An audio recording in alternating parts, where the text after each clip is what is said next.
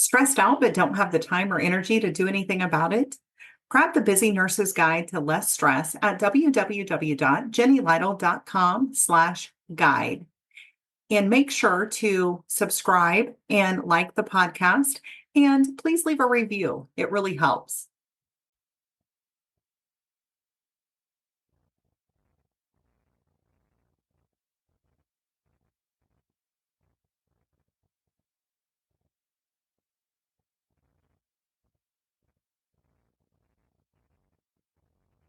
Hello, and welcome back to another episode of the Nurses Breakroom with Jenny Lytle RN. Today, we're going to wrap up our series about the lies we tell ourselves, and we're finishing it off with the lie, it won't really make a difference. Now, I know that I have a tendency to be all or nothing when it comes to a lot of areas of my life, and that's something that I've gotten better about as I've gotten older, but it's still kind of my default. When I jump in, I usually jump in big, and sometimes that's good, but other times it can lead to some feelings of burnout and exhaustion, or maybe focusing too much on the things that don't really need that much focus. Now, I love this quote by Ruth Bader Ginsburg. Real change, enduring change, happens one step at a time. And I think that's something that's really important to keep in mind. When it feels like the little steps that we've been taking in the direction of the life that we want to lead versus the one maybe we've been leading, it can feel like change isn't happening quickly enough, or like the things we're doing maybe don't matter, or like they're not going to add up to get us where we want to go. And I completely understand that because I can be rather impatient. I want quick results. And especially in our fast-paced, two-day delivery kind of world, it's natural to want things quickly. But the reality is most of us don't have unlimited time to put into focusing on taking care of ourselves. Whether that's mentally, physically, spiritually, emotionally, we have to fit in little pockets of time in our everyday lives.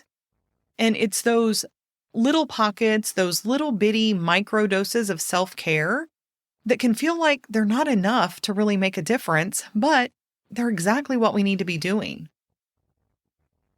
A lot of us know the things to do or the things that are supposed to help with stress relief and with self-care, but I just encourage you to think about what it is that you really enjoy doing, what really helps you to feel more calm and peaceful, loved, less stressed, more taken care of, and make a list of those things. Because when you're stressed out, when you're in the moment, you may not be able to come up with something that's going to turn that around quickly. And that's one of the many things that I go into in my new book, Self-Care Isn't Selfish, The Compassionate Nurse's Step-by-Step Guide to Personalized Stress Relief. It's a quick and easy read, but it's packed with very actionable, bite-sized pieces that will help you change the way you think about self-care and stress relief and give you suggestions for incorporating that into your busy everyday life. It's available on Amazon, and you can get it in paperback, a large print hardcover, and on Kindle. And it's also available in the Kindle Unlimited plan, so if that's something you're a part of, make sure to take advantage of that. So we're concluding this series, but next week we're going to jump into the foundations of self-care. And we're going to get really practical with how to determine where you are now and what to do with that information.